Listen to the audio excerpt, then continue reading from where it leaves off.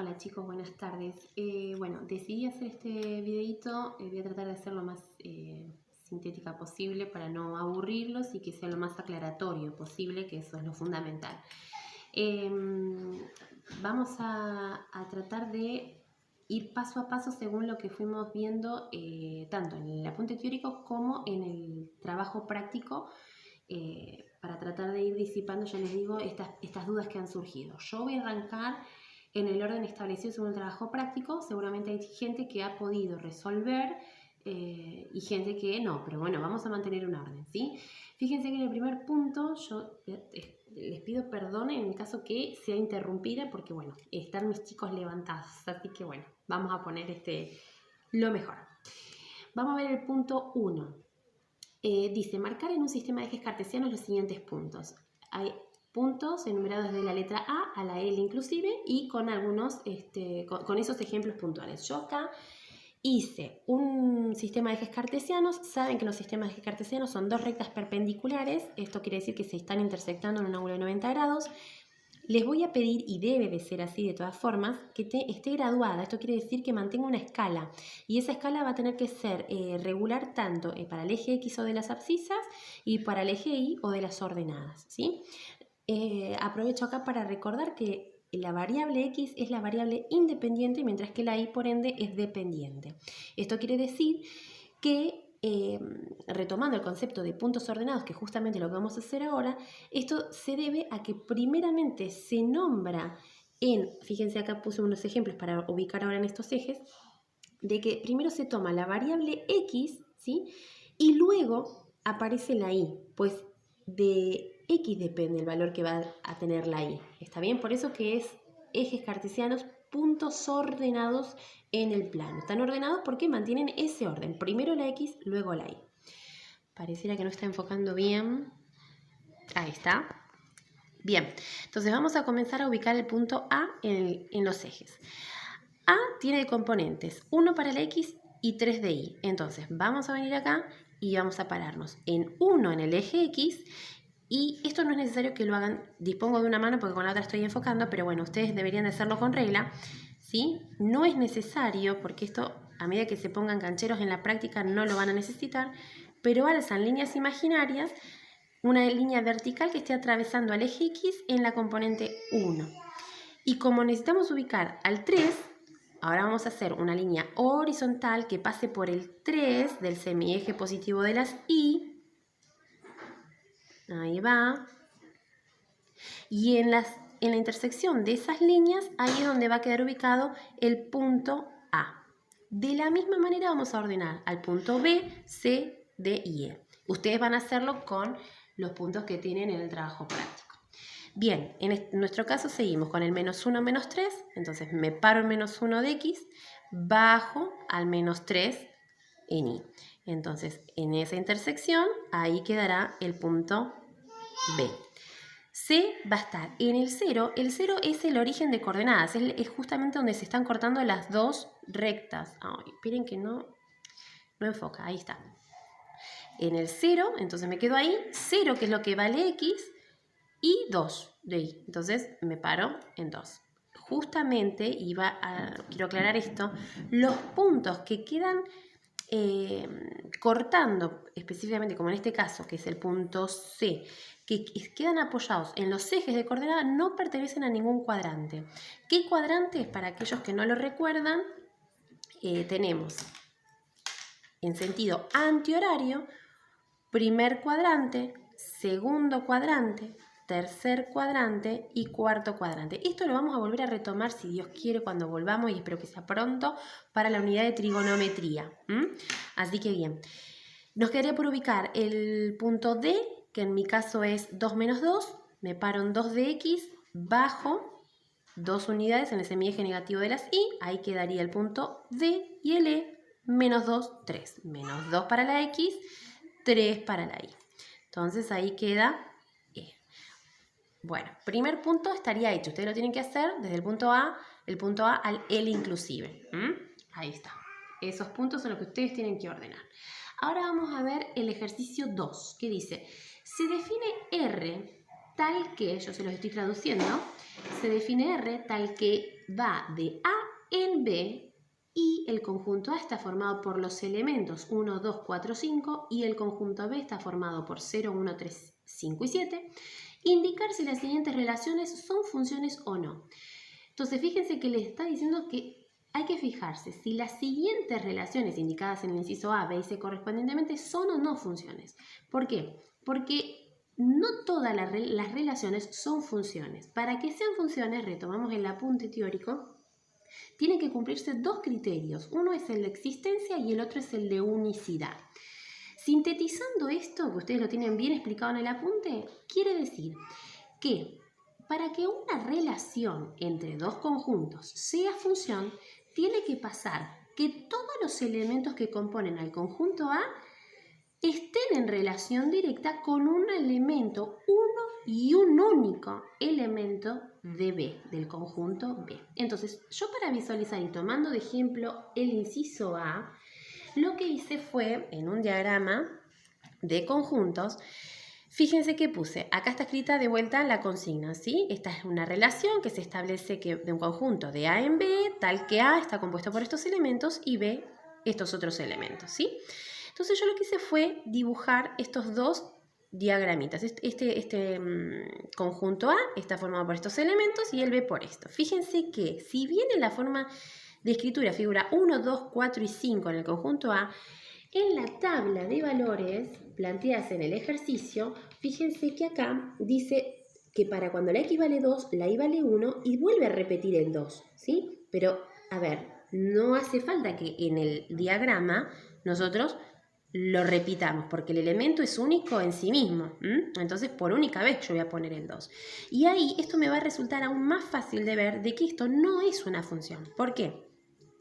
Porque fíjense, a ver, ¿se cumple de que para cada elemento de A existe un elemento de B? Sí, eso se cumple porque el 1 está en relación con un valor, el 2 también y el 4 también. Es decir, en A no queda nadie que no esté en relación, que de ese elemento no salga ninguna flecha.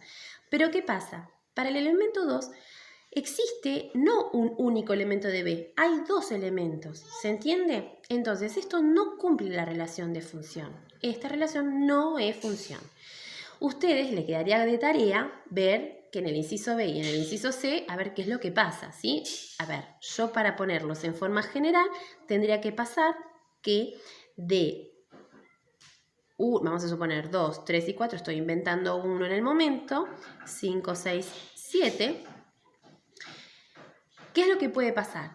Que de 1, por ejemplo, el 1 está en relación con el 5, el 2 con el 6, el 3 con el 7, y si el 4 no estuviera en relación con nadie de B, tampoco sería función, porque no se cumple la condición de existencia, porque no existe a nadie en B que esté en relación con este elemento de A.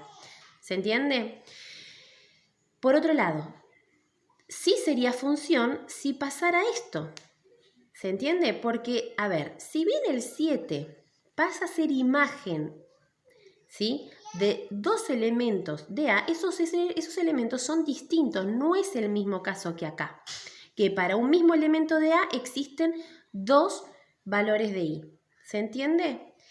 Por favor, de última, en otro comentario, o ya sea por privado o con los comentarios del Classroom, me hacen saber si este concepto quedó claro, ¿sí? Para ir avanzando, tenemos, a ver, espérenme, a ver, vamos bajando. Tenemos el ejercicio 3 en el cual ustedes, a través de ese gráfico que yo les pegué ahí, ustedes tenían que contestar esas preguntas. ¿Cuál es la imagen de -6? ¿Cuál es la de 6? Y así sucesivamente. Para eso vamos a entender primero qué era, a qué se llama dominio y a qué se llama imagen, ¿sí?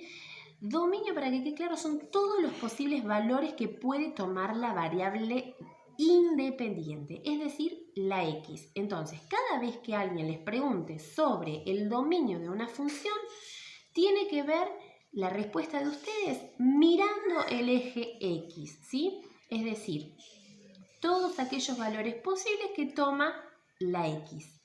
Y por ende, como sabemos de que la relación, si en el caso obviamente de ser una función, es ordenada, a través de asignarle un valor a la X vamos a obtener el correspondiente valor de Y, ¿sí? Entonces, vamos a contestar en este caso. Dice, ¿cuál es la imagen de menos 6? Menos 6 lo tenemos acá. Siguiendo, ¿sí?, esta trayectoria punteada, vertical, vamos a ver de qué le corresponde este valor de i, que en este caso es 4. Entonces, para dar respuesta al inciso A, ¿cuál es la imagen de menos 6? Es decir, cuando la x vale menos 6, ¿qué imagen le corresponde? ¿Qué i le corresponde? En este caso es 4. ¿Y cuál es la de 6? Pregunta. Bueno, en este caso el 6 no está marcado, ¿sí? Pero ustedes saben de que cada cuadradito, ¿sí?, corresponde a una unidad. Entonces, se van a fijar acá y le van a hacer corresponder la i a este punto. Fíjense que el puntito sí está marcado más fuerte. Entonces, cuando la x vale 6, busco el corte con la gráfica, me choco con la gráfica y veo que i le corresponde. Le corresponde en este caso 3. Seguimos y dice, ¿cuál es la preimagen de menos 3? Bueno, esto ha sido también motivo de consulta. ¿Qué significa la preimagen? Utilicemos primero, como siempre, les voy a pedir sentido común. A ver, preimagen. Justamente pre es un prefijo, está antes de la palabra. Si imagen tenía que ver con el valor que le corresponde, el valor de i que le corresponde a una x determinada, en este caso, preimagen quiere decir es antes de la imagen. Y antes de la imagen me estoy refiriendo entonces justamente al valor de x. Entonces, si me pregunta cuál es la preimagen de menos 3, en realidad me está diciendo, parate en menos 3 de i. Entonces, en este caso me voy a parar acá. Y ahora la pregunta es, ¿cuál es entonces la preimagen de ese valor? La preimagen de menos 3 en este caso tiene 2 puntos de x. En este caso lo busco y es menos 2 y para el otro valor es, buscando la x, es 3. Entonces, pasando el limpio, ¿cuál es la preimagen de menos 3? Es pararme en menos 3 de i y ver qué x origina esa imagen menos 3. Preimagen, por tanto, es sinónimo de indicar dominio. ¿Está bien? A ver, nos está preguntando ahora, ¿y cuál es la preimagen de 2? Es decir, me paro en 2 de i, nosotros lo vamos a asociar como la imagen 2, y vamos a ver quién le dio origen, qué x le da origen. Por tanto, ¿cómo hago para saber si no está marcada? Nosotros tenemos que visualizar en forma imaginaria una recta horizontal que corte al eje y pasando por 2 y ver dónde choca la gráfica. Fíjense que acá particularmente está marcado este punto más fuerte, dejamos caer y vemos que va a cortar en menos 4, ¿sí? Este punto le corresponde menos 4 de x y 2 de y. Es decir, 2 es imagen de este punto que tiene de preimagen a menos 4 de x. ¿Sí? De la misma manera van a responder las otras preguntitas que quedan. Avanzando, en el ejercicio 4 dice escribir el dominio y la imagen de las siguientes funciones. Bien, yo siempre explico esto, que nosotros tenemos que tener en cuenta que cuando tenemos que responder al dominio de una función, siempre tenemos que hacer una lectura, como leemos cualquier texto, de izquierda a derecha, haciendo ese barrido, ¿sí?, esa lectura de izquierda a derecha, solo mirando el eje x. ¿Por qué? Porque el dominio me habla de los posibles valores de x que puede tomar esa función. ¿Está bien? Entonces, en este caso yo voy a contestar solo para la primera gráfica, ¿sí?, por si hay gente que todavía no pudo entregar por no entender. Así les queda el inciso B para poder practicar. En este caso, el dominio de la función en cuestión iría desde el menos 5 hasta el 3. Ustedes tienen la posibilidad quizá de ampliar la imagen, pero quiero que presten atención a lo siguiente. Los extremos de la gráfica, que está marcada en rojo, en este caso tienen los puntos rellenitos, ¿sí? Son puntos densos, puntos completos. Esto quiere decir que incluye al valor, ¿sí?, inclusive, en este caso, desde menos 5 hasta 3. Esos extremos lo toma. ¿Por qué hago mencionar esto? Porque cuando ustedes tengan que escribir el dominio de la función, en ese caso, va a ser de menos 5 a 3 inclusive. Fíjense que, a ver si enfoca, Bueno, igualmente yo sé que ahí está, ustedes lo estarían viendo. Bien. Esta forma de notación en forma de intervalo, es muy importante porque recordamos, ¿sí? Seguramente ustedes lo han visto, pero si no, acá va la aclaración. Escribir entre corchetes quiere decir de que está tomando en forma inclusiva los extremos de este intervalo. El intervalo es un conjunto de valores que te está formado por, nosotros, a ver, yo se los voy a marcar desde acá, el 0 siempre como nuestra referencia. El dominio de esta función está formado entonces por todos estos números que están comprendidos entre menos 5 y 3 y tomando a los extremos inclusive, ¿sí? Ahora, en el caso del inciso B, ustedes van a poder ampliar la imagen, van a ver de que los extremos están vacíos, quiere decir que no entran en el intervalo. ¿Sí? Bueno, disculpen.